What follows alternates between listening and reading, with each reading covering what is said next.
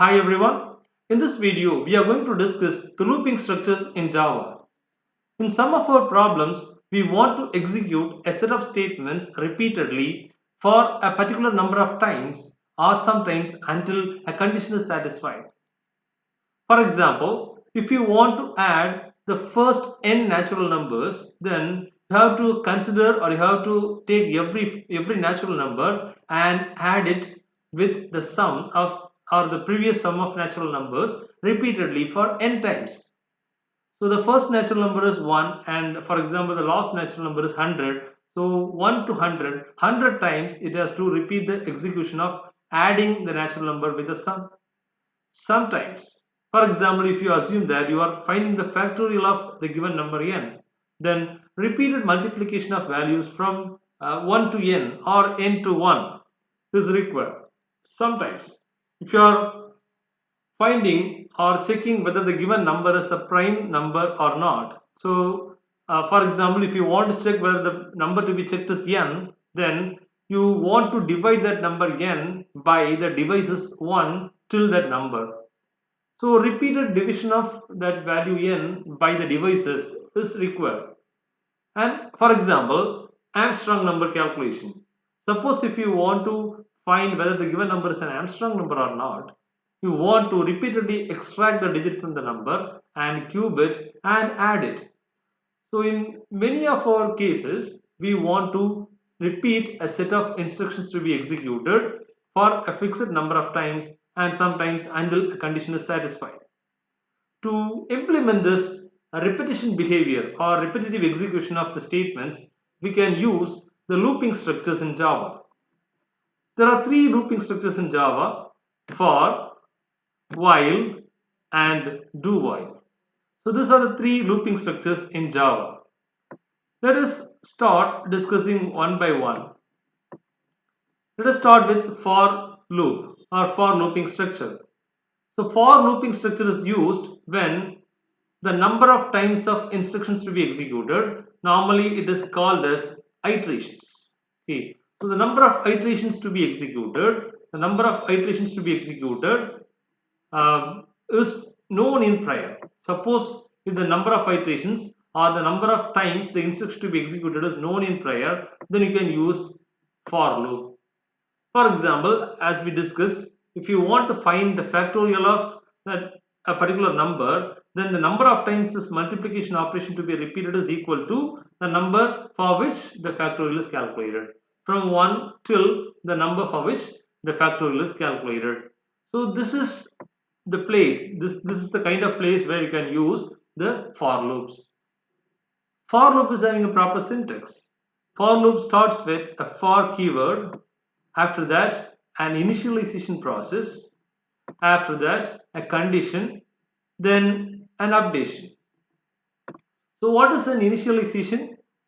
This loop is going to execute for a particular number of times and it is based on the execution of or the initiation of the next iteration of this for loop is decided based on the value, especially the current value of the looping variable. So looping variable is a variable that is actually used to decide the execution of the next iteration of the loop. So the looping variable should be initialized with an value or it should be assigned an initial value, and from that initial value it will be updated in every iteration. The next one is a condition. Condition is actually a logical expression. Condition is a logical expression that is made of logical operators like greater than, less than, greater than or equal to, less than or equal to, or double equal to, or not equal to. So the condition is a logical expression that evaluates to true or false. So this logical expression will give a result true or false. For example, 10 greater than 5, right? So here 10 is greater than 5, so it's true. Or 5 less than 10, or 5 greater than 10. No, 5 is not greater than 10. In that case, it's false. So the condition is a logical expression that evaluates to true or false. Next one is updation. Updation is it's a process of adding a particular value with the current value of the looping variable so that its next value or new value is actually obtained. So that is what called updation is. So it can be an incrementation or it can be a decrementation, or sometimes it may be adding a particular value, step value with the looping variable, sometimes subtracting a step value from the looping variable. So it's a modification of the looping variable. Now this is what called as the for loop header. Now the for loop actually opens and closes with set of curly braces, but if there is only one statement is going to be there in this for loop, then this curly braces are optional. And the for loop is okay, it is having a collection of statements to be executed within this set of curly braces, and that is forming the body of the loop. That is forming the body of the loop. Body of the loop, right? And now let us discuss with an example the for loop. So let me assume an simple example to discuss this for, while and do while loops. That is uh, finding the sum of first n natural numbers. So in that case, the n is the value entered by the user. Okay, so to find the sum of values from 1 till that n, so n should be entered by the user. So let us take the value of n as the input from the user. So we require scanner object. So scanner n equal to new scanner of system.n. Now, if you are using the scanner object or scanner class in your program, you have to import the scanner package, scanner class, otherwise the util package that contains the scanner class. So import java.util.star. Now, let us declare the value of n. So n is actually the value up to which you are finding the sum of natural numbers. Okay, right. So what is the error here? The java.util is actually does not exist, right? Actually import java.util.star is the package, otherwise import java. Actually uppercase is there, java.util.star. Yes. So the Java package starts with the lowercase character. All the characters are actually lowercase characters in Java. The word Java in Java package. Now let us declare the value of n. So integer n, and let us get the value of n from the user. So integer n equal to n dot next int. So we are obtaining the value from the user of obtaining the value of n from the user and assigning it to the variable n. And let us give a small description to the user: system.out.println, enter the value of n. Right? Now, what's next is we want to find the sum. So if you want to find the sum of first n natural numbers, you want to have a variable that is going to hold, or that is going to have the sum of this values from 1 till n. So let us declare a variable, for example integer sum. If you are going to use a variable as the variable for adding within future, right? For example, if you are going to add some value with this sum variable in future, right, then it should be initialized with the value 0, because 0 plus anything is that number itself. Okay, that anything, that number itself, right? So it is not going to affect the value you are going to have in this variable. So any variable that is going to be used as a summation variable should be initialized with the value 0. Now let us write the for loop. Okay, so for is a keyword, and this for loop is going to take every natural number from 1 till n and add it with sum. So what is the first natural number? 1, right? So our looping variable, let us assume that we are having a looping variable I, and its first or initial value should be 1, because the first natural number is 1. And what is the last natural number up to which we are adding is n, right? From 1 till n we are adding all the numbers. So initial value of this looping variable is 1, and the last value of this looping variable is n. So I less than or equal to n. Then from current natural number to get the next natural number, you have to add 1 with the current value of the looping variable, right? Or current value of the natural number. So current value of the natural number, for example, initially it's 1, means to get the next natural number 2, you have to add 1 with that. So in that case, I plus 1, or otherwise I plus plus. So I plus plus, right? So now here in this loop, what we are going to do is we are going to add the current value of natural number. The current value of natural number is available in this I. Add it with this sum and store the result back into sum. So what do you do? Sum is equal to sum plus I. Sum equal to sum plus I. So this for loop is repeatedly executing for the values from 1 to n, and every time the looping variable's value is added with sum. So that means the current natural number is added with sum, and the result is actually stored back into sum. So that actually the sum of the natural numbers up to the current natural number will be there in that sum. And since there is only one statement, okay, is going to be there in this for loop, no need of the curly braces. Now once that for loop is over, let us display the result. Okay, so system dot out dot println the sum of first, then a space, then n natural numbers. Okay, n natural numbers. So n is actually the variable that contains the value of that range of values. Okay, value of the maximum natural number that up to which it is added. So n plus again is, then colon, then plus actually the sum, right? So now this for loop will keep on executing. This for loop will execute n number of times from I equal to 1 till n, where the next value of I is obtained by adding 1 to that number or by incrementing that I.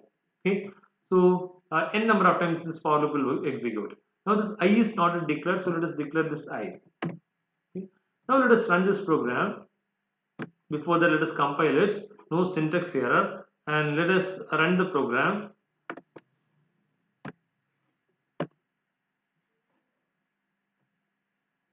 So enter the value of n, for example 10. So the sum of first 10 natural numbers. So we missed that description.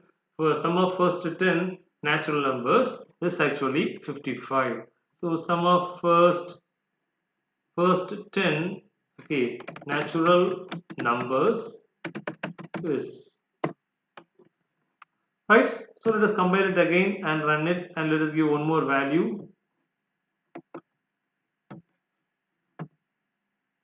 So enter the value of n, for example 100, and this is the sum of first 100 natural numbers. Okay, this is the sum of first 100 natural numbers, and it is, for example, 5050, right?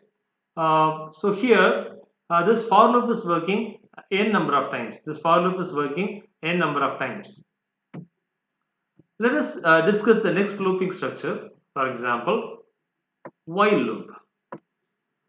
So what is the difference between for loop and while loop is, if you are remodifying this for loop, you can get the while loop. For example, if you are placing this initialization before that loop, okay, before that while loop, then if you are placing only the condition within that loop, okay, you are placing only the condition within that loop or in the header of the loop, and updation within the body of the loop. Okay, updation within the body of the loop. In that case, you can say it as while loop. You can say that it's a while loop. Okay, right. So here this is what actually the structure of while loop. So while loop is, it's a little modified from a for loop. That means the initialization of the looping variable is done before that while loop, and condition is mentioned within the header of the while loop, and updation of the variable is done within the body of the while loop. Then it is called while loop. Actually, while loop is starting with a while keyword, and as usual the condition is actually a logical expression that is formed by using logical operators like greater than, less than, greater than or equal to, less than or equal to and not equal to, right? Now when this while loop will be used is when the set of instructions to be executed until a condition is satisfied. For example, you cannot predict the number of times this loop should execute. In that case, you can go for while loop. So until a condition is satisfied, this while loop will execute. For example, let us consider the example Armstrong number. So what's Armstrong number? Sum of cubes of digits of a number is equal to that number itself. Then it's called Armstrong number. In this case, you have to extract the digits from the number and cube it and add it with the sum. But how many number of digits that is going to be there in that number is not known in prior. Okay, sometimes user may enter 3-digit number or 4-digit number or 6-digit number or even 10-digit number, right? So we cannot predict the number of digits that are going to be there in that number. So how many number of times this process of extracting the digits and cubing them and adding them is not known in prior. So in such cases, we can go for while loop. So while loop is actually executing a set of state instructions until a condition is satisfied. Until a condition is satisfied. So here in Armstrong, what is actually the condition is, if you are looking into the program clearly, you will understand that until the number is becoming 0, okay, or until the number is greater than 0, when you are dividing that number by 10 again and again, then you will until that number is greater than 0, you will repeat that operation. Okay, but it's program specific. Okay, but here the number of iterations is not known in prior because the number of digits is varying, that's depending upon the number entered by the user. So the while loop should be very general and that should execute until a particular condition is satisfied. Now let us take the same example. Let us take the same example of finding the sum of first uh, n natural numbers, and let us discuss how to implement it using while loop. So while loop is actually created by keeping this initialization before this okay, for loop, keeping this initialization before this for loop, that means before this while loop. So I equal to 1, that's the first thing. So it is not going to be there in the for loops header. So this semicolon is removed. Now next one is condition should be there within this loop header. That means I less than or equal to n should be there within the loop header, right? So that should be there. So remove the semicolon, and this updation or incrementation or decrementation should be done within the loop. So in that case, it should be within the loop. So I plus plus, I plus plus. Now you see, change the keyword from for to while. Now you are getting the while loop. Okay, now you are getting the while loop. So when you are having more than one statement, that means here two statements are there, then both the statements should be enclosed within set of curly braces, right? So now while loop is formed. So you can create actually while loop is little modified version of the for loop, keeping the initialization before the loop and keeping the condition within the header of the loop, and incrementation or decrementation, this I plus plus within the body of the loop. In that case, it's considered as while loop, and keyword that is denoting the while loop is while. Now let us run the program again for the same example. Let us compile it, no syntax error, and let us run it. So enter the value of n, for example 10 again. So the sum of first 10 natural numbers is 55. It's properly working, right? So let us run it one more time. For example, if we give 100, it is 5050, right? So here actually the thing is the sum of first 10 n natural numbers is implemented by using a while loop. Okay, so while loop. So as I said to you, while loop can be used until a particular condition is satisfied. Here we are not worrying about this incrementation, sorry, initialization, incrementation, decrementation. The only the condition is provided within the header of the while loop. Okay, so until this condition is satisfied, this while loop will repeat these two instructions. Right. Now let us move to the next looping structure. So next looping structure is a do while loop. Do while. So do while is actually it's a modified version of, or it's a variant of while. So what is the problem with while and for loop is, suppose if the condition is satisfied, then it will enter into the body of the loop. So even for the first iteration, the condition to be satisfied. Okay, if and only if the condition is satisfied, even the first iteration will be executed. But in some cases, even without checking the condition, regardless the execution of uh, the or result of execution or evaluation of the condition, right? You have to execute a set of statements. Okay, so at least once, okay, at least once you have to execute a set of statements. You have to execute a set of statements at least once, regardless the result of evaluation of the condition. Even if the condition result is actually false, right? It should be executed at least once. In such cases, you can go for do while loop. So what do while loop is? It is actually called as entry control loop. Sorry, it's exit control loop. So while loop is called entry control loop, and for loop is an entry control loop. So what is entry control loop? A loop in which the condition is checked before starting the iteration, then it is called entry control loop. What is exit control loop? If the condition is checked after executing that iteration, and at the end if the condition is checked, then it is called exit control loop. So here in do while loop, the condition is checked once all the instructions in that no, loop is executed at least once, right?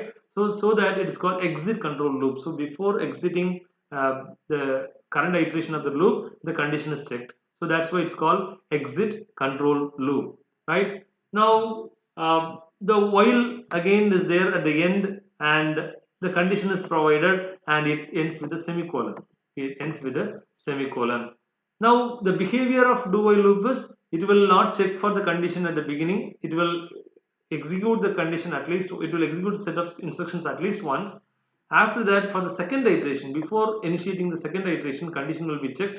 If the condition is satisfied, then the second iteration will be started. At the end of the second iteration, again condition will be checked, and if the condition is satisfied, it will start the third iteration. This is how this do while loop will execute, or it will behave, right? Let us change the same program we wrote using while loop using do while loop. So do while loop is having only one difference. What is that? The while is actually there. While is there at the end. Okay, while is there at the end. So it starts with the do keyword. It starts with the do keyword, and within set of curly braces, we are having the set of statements to be executed. And after, at the end of this do block, you are going to check the condition. So while then I less than or equal to n, and here semicolon is important, right? So initialization of the looping variable, just like while loop. After that, a do keyword should be there, or do block will be opening, and within this do block, all the instructions to be executed repeatedly will be provided, and at least once this do will execute these two instructions, regardless the result of execution of the condition. After that, the condition will be evaluated. The condition is evaluating to true, the next iteration of the loop will be started, else the loop will be terminated. So this is what the purpose of do while statement, or do while looping structure. Now let us compile the program, and no syntax error, and let us run the program. Yes, enter the value of 10. For example, let me give 10. Again, first sum of first 10 natural numbers is 55. Let us run the program one more time.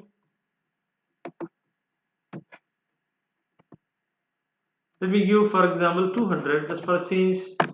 Yes, sum of first 200 natural numbers is 20,100, right? So we hope that this program is working properly, and in this video we discussed the looping structures in Java, and looping structures are mainly used to execute a set of statements repeatedly for a particular number of times, or until a condition is satisfied. And there are three looping structures in Java: for, while, and do while. For is actually it's executing a set of instructions for a fixed number of times. So if you are able to predict the number of times or the number of iterations of that particular for loop, then you can go for loop. If you are not able to predict the number of times this for loop will work, then you can go for while loop. So while loop is executing a set of statements or instructions until a condition is satisfied, or until a condition is evaluating to true. And this for and while loop are considered as entry control loops. That means they will check for the condition before entering into the uh, current iteration or the next iteration, and if the condition evaluates true, they will enter into the next iteration. So the condition is checked here at beginning of the loop or at the entry point of the loop. So that's why they are called as entry control loops. And in some cases, we want to execute the set of instructions at least once, regardless of the execution or implementation or evaluation of the condition. In that case, we can use do while loop. So do while loop will execute a set of instructions at least once, and after that it will check for the condition at the end of the body of the loop. So since the condition is checked at the end of the loop or at the exit point of the loop, it's called as exit control loop. So I hope that you understood the looping structures in Java, and we will discuss break and continue jump statements. Okay, jump statements are actually used to transfer the control of execution from one statement to another statement which is available in another memory location or in some far location, right? And we will discuss break and continue, which are very useful in this looping structures, in the next video. So keep on programming, and subscribe the channel Program of Programmers by Felix. Press the bell button for further notifications, and keep on programming, keep practicing. Happy programming. Thank you.